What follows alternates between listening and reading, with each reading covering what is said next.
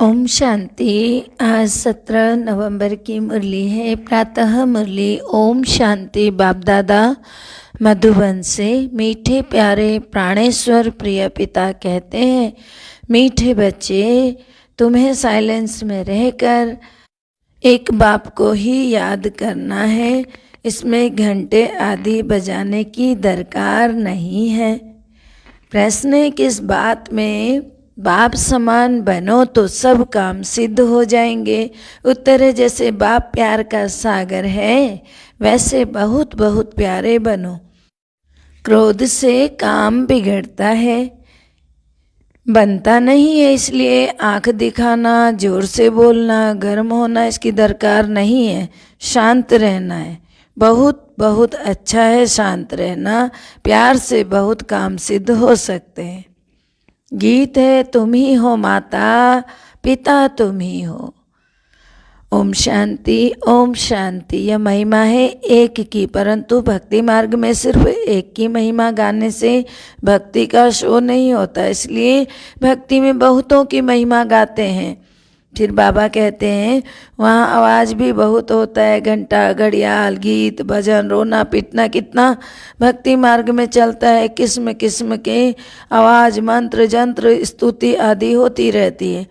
और ज्ञान मार्ग में क्या होता है? साइलेंस, सिर्फ इशारा दिया जाता है, आवाज़ कुछ नहीं। भक्ति में देखो कितनी धूमधाम है। सबसे जास्ती घंटे बजते हैं शिव के मंदिर में। जहाँ तहाँ देखो घंटे ही घंटे बजते। किसको नींद से जगाने के लिए कोई घंटे नहीं बजाए जाते हैं।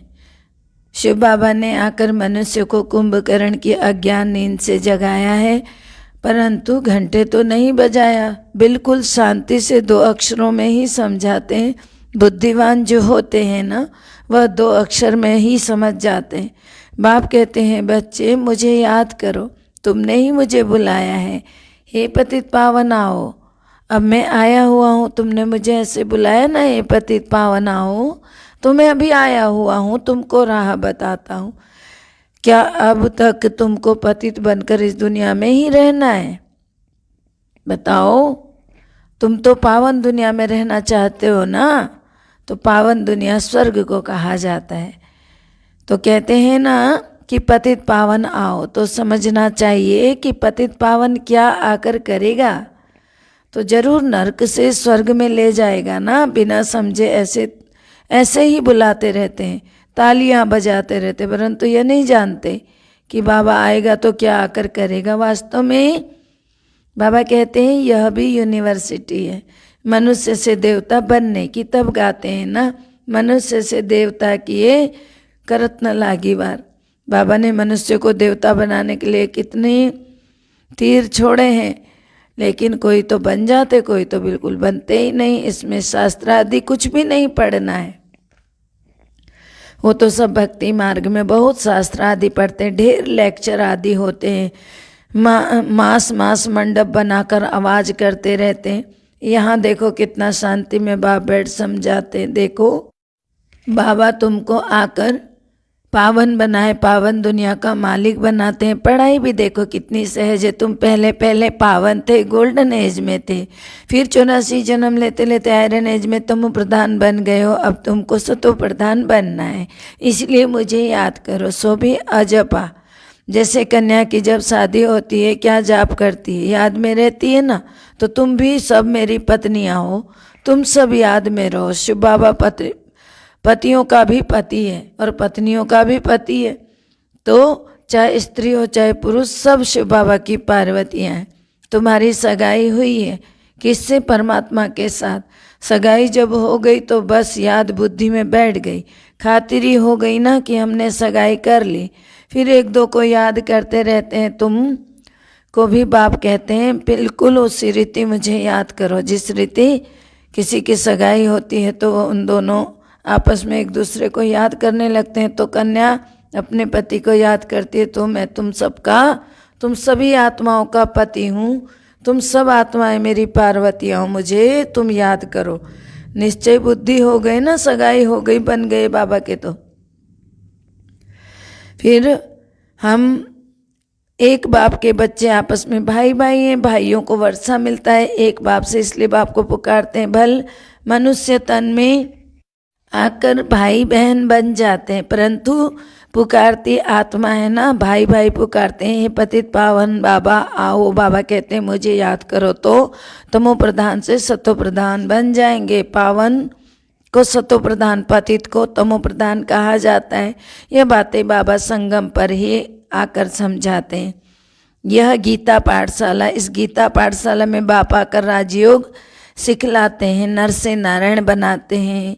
वहाँ टीचर तो सामने बैठ पढ़ाते हैं, दिखाई पड़ता है, यह तो टीचर गुप्त है। तो इस टीचर को भी बुद्धि योग से समझना पड़ता है कि बाप के सिवाय और कोई नहीं कह सकता, यह परमात्मा ही बाप टीचर सदगुरु है। वह निराकार पतित पावन बाप वही स्मृति दिलाते हैं कि कल्प पहले मैंने तुमको राजयोग सिखलाया था ना, तो तभी तो कहा जाता है मन मना भव पवित्र बनो। या लक्ष्मी नारायण भी बन जाएंगे, इसमें घंटा घड़ियाल आदि बजाने की दरकार ही नहीं है। बाप आकर खुद जगाते हैं। मन मना भव का अर्थ भी साइलेंस है। तो अपने को आत्मा निश्चय करो, बस अब हमको अपने घर जाना है। बाप को ही सब कहते हैं ना कि हमको दुख से छुड़ाए, मुक्त करो। सन्यासी लोग सिर्फ ब्रह्म को याद करते हैं। अब ब्रह्म तत्व तो है घर, वह घर को याद करेंगे। यहाँ बाप को याद करना है, सिर्फ घर को याद करेंगे तो जैसे सन्यासी हो जाएंगे। ब्रह्म तो भगवान है नहीं। बाप समझाते हैं कि मुझे याद करो तो तुम निर्वाण धाम में चले जाएंगे, वहाँ से आएंगे स्वर्ग में। यहाँ मैं तुम बच्चों को साथ ले जाऊंगा।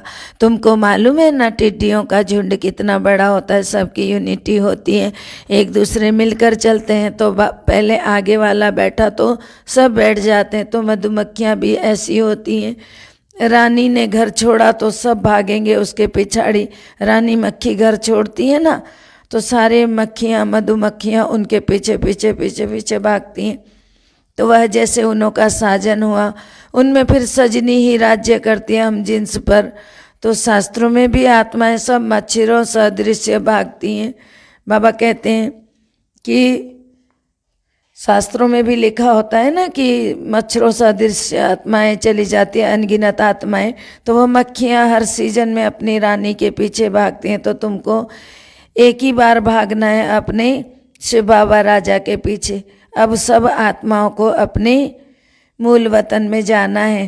तुम्हारा आवाज़ कुछ भी नहीं है। इसीलिए बाबा मिसाल देते हैं, सरसों के दाने मिसल पिसते हैं। बाबा भी बिंदी और सरसों के दाने मिसल बिंदी बाबा भी है। खसखस का भी दाना भी छोटा सा है ना, तो परमात्मा भी बिंदी है। उनको देखा भी नहीं जाता, दिव्य दृष्टि बिना शिव बाबा को नहीं देखा जाता। खसखस और राई का दाना तो फिर भी देखा जाता है, लेकिन बाबा को तो फिर भी देखा नहीं जाता। वो तो और ही छोटा स्टार मिसल है। गीता में दिखाया अखंड ज्योति का साक्षात्कार हुआ, तो यहाँ जब अखंड ज्योति का साक्षात्कार हो तभी तो समझेंगे कि हाँ हमें साक्षात्कार हुआ। अगर बिंदी का हुआ तो समझेंगे परमात्मा थोड़ी हो सकता है इतना छोटा। इसलिए साक्षात्कार में शायद थोड़ा सा बड़ा भी बाबा दिखाते इसीलिए हैं। तो बाबा कहते हैं ना गीता में तो लिखा हुआ है अर्जुन को बहुत तेजो में साक्षात्कार हुआ। भक्ति की बातें बुद्धि में बैठी हुई है, भक्ति मार्ग और ज्ञान मार्ग में तो रात दिन का फर्क है। अब तुम जानते हो नाम 63 जन्म शरीर द्वारा भक्ति और ज्ञान मार्ग में रात जो पार्ट बजाते हैं, हम 63 जन्म के द्वारा कितना डांस करते हैं, 63 जन्म कितना भक्ति का हंगामा देखते हैं। तो बाबा कहते हैं उसमें भी पहले पहले जब सतो प्रधान भक्ति थी तो एक शिव बाबा की ही केवल भक्ति करते थे। फिर धीरे धीरे ये गंगा स्नान, दुनिया भर के पेड़ पौधों की पूजा और सूर्य की पूजा, पानी की पूजा, न जाने क्या क्या करने लगे। इसको कहते हैं अव्यभिचारी भक्ति, माना अनेकों की पूजा। जानकारी किसी भी चीज़ की नहीं है। यहाँ तो एकदम साइलेंस लगा पड़ा है। बगैर कौड़ी तुम विश्व के मालिक बन जाते हो। मम्मा बिना कौड़ी आई थी ना, सरस्वती मम्मा बिना कौड़ी आई थी, विश्व की महारानी बन गई। और यह साधारणतः एकदम गरीब घर के बिना खर्चा देखो क्या बनते हैं। तो बाबा कहते हैं मम्मा फिर सर्विस बहुत करती थी, जाकर औरों को समझाती थी कि बाबा कहते हैं मुझे याद करो, तुम्हारे विकर्म विनाश होंगे और तुम सतो प्रधान बन जाएंगे, इसमें खर्चे की कोई बात ही नहीं है। फिर बाबा कहते हैं कि अगर कोई थोड़ा खर्चा भी करते हैं तो अपने लिए है। जैसे खेती में 2 मुट्ठी अन्न की डालने में कितना ढेर अनाज निकलता है, खेती बड़ी हो जाती है, तो यह भी 21 जन्मों के लिए तुम्हारी कितनी आमदनी होती है। अगर यहाँ थोड़ा बहुत खर्चा करते भी हो तो तुम जानते हो तुम्हारा कितना बढ़ जाता है। जैसे खेती में 1 मुट्ठी अनाज डालने से मनोमन कई हजारों मन खेती उगा लेते हो तुम, लेकिन यहाँ पर भी वही है, उसी खेती की तरह बाबा के जो ज्ञान मार्ग में कुछ भी पैसा लगाते हो तो वह उपजाऊ हो जाता है और अनगिनत धन पैदा करता है 21 जन्मों के लिए। 1 सेकंड की बात है, बैठे भी कैसे साधारण है। अगर कोई बैठ नहीं सकता तो बाबा कहते हैं सो करके भी, लेट करके भी मुरली तो सुन लो। यह धारण की बात है ना, धारणा की बात है। मुरली सुनो और धारण करो, अंदर में बाबा और चक्र को याद करते रहो। याद करते करते ही शरीर छोड़ना है, बाकी मुख में गंगा जल डालने की कोई बात ही नहीं है। गुरु गोसाई तो बहुत डर देते रहते हैं, तुम नियम तोड़ेंगे तो यह हो जाएगा, वो हो जाएगा, भक्ति नहीं करेंगे तो यह होगा। समझो कोई की टांग टूट पड़ती है तो नुकसान हुआ तो कहेंगे तुमने भक्ति छोड़ी इसलिए टूट गया या नतीजा हुआ। नहीं, यहाँ कुछ भी करना नहीं है। ऐसा होता है इसलिए कि कोई कर्म का हिसाब आता है, वो भक्ति ना करने से नहीं हुआ। बाबा की याद दिलानी है बस, चक्र का राज समझना है, याद दिलाना है, चक्र घुमाना है। तो अभी कलयुग के बाद सतयुग आना है, विनाश तो होना है ना जरूर। फिर इसीलिए महाभारी लड़ाई खड़ी है, क्योंकि विनाश के लिए ही बनी है वो। तो भगवान आकर राजयोग सिखाए, नरसिंह नारायण बनाते। यह राजयोग है, प्रजा योग नहीं है। यहाँ पर शुभ बोलना चाहिए, बच्चों को बहुत मीठा बनना है। बाबा मीठा है ना, देखो बाबा कितना मीठा है। क्रोध आदि सब दान में ले लेते हैं बाबा। बाबा कहते हैं मैं प्यार का सागर हूँ, तुम भी बनो। बड़ा प्यार से समझाते हैं, नहीं तो बच्चे बहुत हंगामा करते हैं, क्योंकि माया माथा खराब कर देती है, माया का पंप है ना। इसीलिए ख्याल आता है कभी भी किसको कुछ कहे नहीं, प्यार से समझाएं। आंख दिखाना, गर्म होना, जोर से बोलना, किसी इसकी भी दरकार नहीं है, इससे काम बिगड़ता है। शांत रहना अच्छा है। विकारों का दान देकर फिर लेते हैं तो अपना पद गवा देते हैं। बाबा का बने गोया 5 विकारों का दान दे दिया, कहते हैं ना दे दान तो छूटे ग्रहण। फिर भी बाप पंडा है ना, पंडे ब्राह्मण होते हैं। तो बाबा कहते हैं शिव बाबा भी रूहानी पंडा है, तुम भी पंडे हो। बाबा ब्रह्मा के तन में आते हैं तो यह भी ब्राह्मण ठहरा। बाबा इसमें बैठा है ना, उनकी महिमा गाते हैं। तुम माता पिता हम बालक तेरे, और किसकी महिमा यह नहीं गाते हैं। तो बाबा कहते हैं उनका कर्तव्य ही ऐसा है, इसीलिए उन्हीं की महिमा गाई जाती है। यह तो पाठशाला है, बाप जहाँ पढ़ाते हैं, जहाँ शिव बाबा स्वयं पढ़ाई पढ़ाते हैं। यहाँ कोई मनुष्य की पढ़ाई नहीं होती, ना कोई शास्त्र पढ़ा जाता है। बाबा ने कहा आँख दिखाना, जोर से बोलना, यह इससे काम बिगड़ता है। शांत रहना अच्छा, विकारों का दान देकर फिर लेते तो अपना ही पद गंवाते हैं। बाबा का बने गोया 5 विकारों का दान दे दिया, कहते हैं ना दे दान तो छूटे ग्रहण। फिर भी बाप पंडा है ना, पंडे ब्राह्मण होते हैं। शिव बाबा भी रूहानी पंडा है, तुम भी पंडे हो। बाबा ब्रह्मा के तन में आते हैं तो यह ब्राह्मण ठहरा ना, बाबा इसमें बैठा है, उनकी महिमा गाते हैं। तो तुम माता पिता हम बालक तेरे, तो और किसकी यह महिमा नहीं गाते। उनका कर्तव्य भी ऐसा है। यह पाठशाला है, बाप पढ़ाते हैं, बच्चों को याद रहना चाहिए। एम ऑब्जेक्ट है ही विश्व की बादशाही पाना। तो ऐसे पढ़ाने वाले को पूरी तरह याद करना चाहिए ना। स्कूल में जो स्टूडेंट अच्छा पास होते हैं तो साल साल टीचर को सौगात भेजते रहते हैं। यह त्यौहार आदि सब इस समय के, परंतु इनके महत्व को कोई जानता नहीं। बाबा है नॉलेजफुल, वह आते ही रचना के आदि मध्य अंत की नॉलेज देने के लिए। ठीक कर भीतर में देखो कैसे आएंगे। तो एक डॉक्टर ने सिद्ध किया कि हर चीज में आत्मा है परंतु परमात्मा नहीं है कहा। फिर यह कह देते हैं सर्वव्यापी।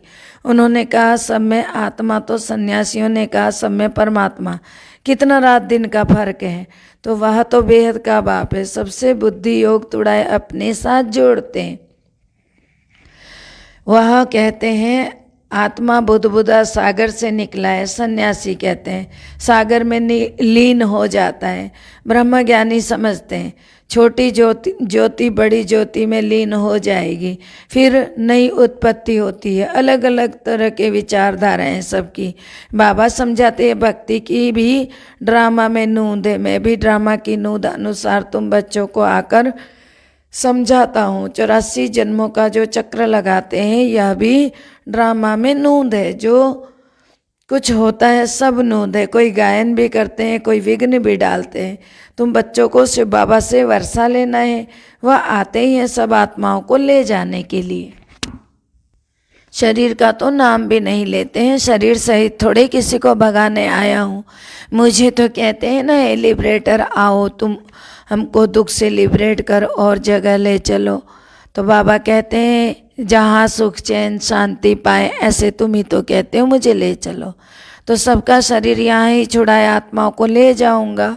तो कालों का काल हुआ ना, मैं सबको इकट्ठा ले जाऊंगा। कितनी वंडरफुल बातें बाप बैठ समझा रहे हैं। स्वयं बाबा कह रहे मैं खुद ले जाऊंगा सबको, क्योंकि तुम्हें सुख चैन से ले जाकर वहाँ बिठा दूंगा। कहाँ कोई बात समझ में भी नहीं आती है तो बोलो नहीं अब तो बाबा ने अर्जुन समझाई नहीं है। जब समझाएंगे तब आपको सुनाएंगे। ऐसे अपने को छुड़ा देना चाहिए अगर समझ में ना आए। बच्चे समझते हैं बाबा ज्ञान का सागर है, नई नई बातें सुनाते रहते हैं। वर्ल्ड की हिस्ट्री ज्योग्राफी सुनाने वाला रचयिता बाप है ना, जो आदि मध्य अंत का ज्ञान सुनाते हैं। तुम लाइट हाउस भी हो ना, स्वदर्शन चक्रधारी भी हो, परंतु माया भुला देती है, गुटखा खाते रहते हैं। फिर बाबा ने कहा कुछ न कुछ लेस आ जाती है। कर्मों का हिसाब किताब है ना, जब तक कर्मातीत अवस्था नहीं बनी है तो कुछ ना कुछ होता रहता है। हिसाब किताब चुकता हुआ और शरीर छोड़ देंगे, लड़ाई शुरू हो जाएगी। अच्छा मीठे मीठे सिखलदे बच्चों प्रति माता पिता बाप दादा का याद प्यार और गुड मॉर्निंग। रूहानी बाप की रूहानी बच्चों को नमस्ते। हम रूहानी बच्चों की रूहानी बाप दादा को दिल व जान से सिख व प्रेम से याद प्यार नमस्ते। Good morning, diamond morning, Om Shanti. शुक्रिया बाबा, शुक्रिया। धारणा के लिए मुख्य सार है विकारों का दान देकर। पहला, विकारों का दान देकर वापस नहीं लेना है। मुख से शुभ बोलना है, बहुत मीठा बनना है, बाबा के समान प्यार का सागर बनकर रहना है। दूसरा है साइलेंस में रहे बिना कौड़ी खर्चा। साइलेंस में रहे बिना कौड़ी खर्चा विश्व की बादशाही लेनी है। बाप की याद में रहे थोड़ा बहुत खर्चा कर 21 जन्मों की आमदनी करनी है। वरदान है नॉलेज की लाइट द्वारा पुरुषार्थ के मार्ग को सहज और स्पष्ट करने वाले फरिश्ता स्वरूप भव। नॉलेज की लाइट द्वारा पुरुषार्थ के मार्ग को सहज और स्पष्ट करने वाले फरिश्ता स्वरूप भव। फरिश्तेपन की लाइफ में लाइट और माइट दोनों स्पष्ट दिखाई देते हैं, लेकिन लाइट और माइट रूप बनने के लिए मनन करने और सहन करने की शक्ति चाहिए। मनसा के लिए मनन शक्ति और वाचा कर्मणा के लिए सहन शक्ति धारण करो। कैसे बनेंगे लाइट माइट? सहन शक्ति और मनन शक्ति दोनों को धारण करेंगे तब बनेंगे। जो भी शब्द बोलेंगे कर्म करेंगे वह उसी के प्रमाण होंगे। अगर ये दोनों शक्तियां हैं तो जो भी शब्द बोलेंगे जो कर्म करेंगे बाबा के अनुसार ही चलते हैं। तो ये दोनों शक्तियां हर एक के लिए पुरुषार्थ का मार्ग सहज और स्पष्ट हो जाएगी। इन दोनों शक्तियां, ये दोनों शक्तियां हैं तो हमेशा बोलती हूँ ना, सहना माना गहना। जैसे सहन शक्ति बढ़ती है, मनन शक्ति बाबा के साथ बुद्धि योग लगाए रखते हो और मनन चिंतन करते हो मुरली का, तो आपकी शक्ति ऑटोमेटिक बढ़ती है और जो बात आप करते हो अगले दिन बाबा की मुरली में आ जाती है। तो ये पहचान होती है कि अगर मनन चल रहा है तो मुरली भी वही बात कह रही होती है। स्लोगन है व्यर्थ बोलना अर्थात अनेकों को डिस्टर्ब करना। व्यर्थ बोलना अर्थात अनेकों को डिस्टर्ब करना। तो इसका मतलब दूसरे को डिस्टर्ब करते हैं ना हम लोग, अड़चन डालते हैं। डिस्टर्ब अर्थात अड़चन डालना, विघ्न डालना। इसलिए व्यर्थ बोलना बंद करें। स्लोगन है ये, व्यर्थ बोलना अर्थात अनेकों को डिस्टर्ब करना। ध्यान दीजिएगा। ओम शांति। सबका भला हो, सब सुख पाए, सब परमात्मा से जुड़ जाएं। सबका भला हो, सब सुख पाए, सब परमात्मा से जुड़ जाएं। सबका भला हो, सब सुख पाए, सब परमात्मा से जुड़ जाएं। ओम शांति।